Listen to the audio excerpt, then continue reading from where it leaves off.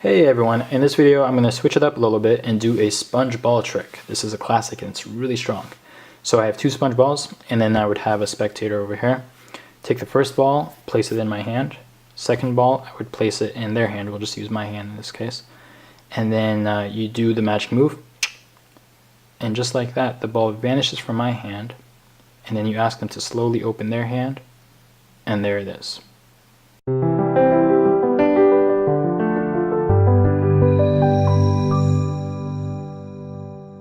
Alright, so this trick kills. It's dead simple and it always gets amazing reactions. So if you don't already have sponge balls, this is a great prop to have. There's a lot of stuff you can do with them and they're really cheap. So I'll put a link in the description box down below for where you can buy them from, and maybe an annotation on the screen as well. They usually come in a pack of 4 like this, and just a good prop to have if you're into magic. So to do this trick, there's really only one move. It's a false transfer, and let me show you what that looks like from the front view.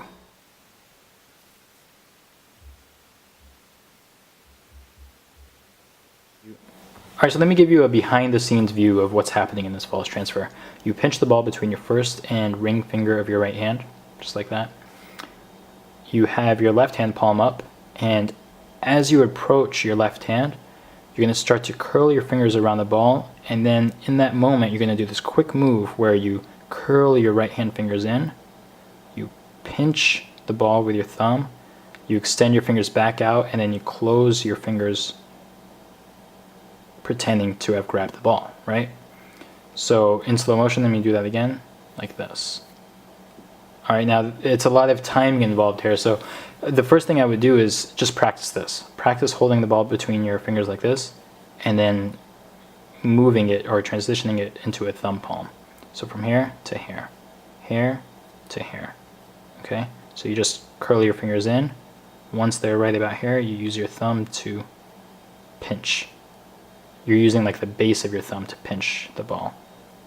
Okay, and the nice thing about this pinch is that from their angle, you can hold your hand very naturally. All 4 fingers are spread out, and it's just a really good looking palm. All right, so be able to do this effortlessly and without any hesitating from here to here. Once you can do that, then you can bring in the other hand and practice the timing of the transfer. So here's how I think about it.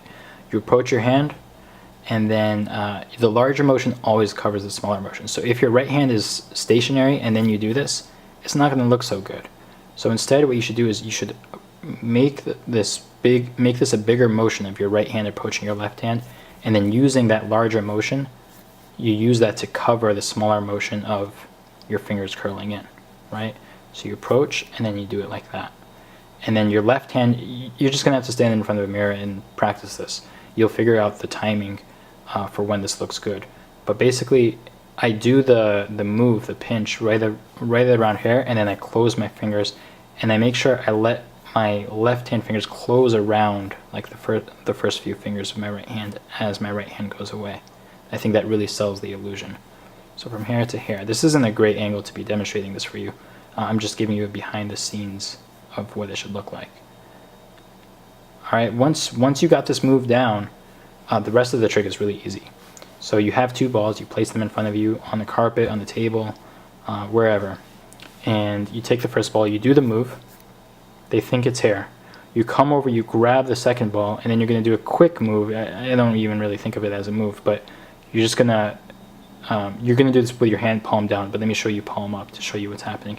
You grab that second ball, and then you're going to curl your fingers in just for a second, and then you're going to take both balls, squeeze them together, and then bring them to your fingertips.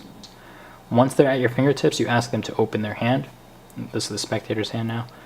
And then you just place it in their hand, ask them to close their fingers. They won't be able to feel that that's 2 balls. Okay, there's no way. And it will actually feel exactly like 1 ball. And then the reason that this trick is so good is because when it comes time to do the trick, you snap your fingers, you make the first ball vanish, you ask them to open their hand. Like in the process of opening their hand, they can feel the second ball almost appearing there. It's just the quality that sponge balls have. When they first grab the balls, it feels exactly like 1 ball. As they open it, they can feel that second ball just kind of appear there. And now if they close their hands around it again, now it feels like two balls because you didn't squish them together, you didn't align them. Okay, so it's just a great trick. Give it a try. You'll see how powerful this is. It's so simple, but it's just one of the purest magic effects there is. All right, so that's the sponge ball trick. I hope you guys like that, and I'll see you next time. Bye.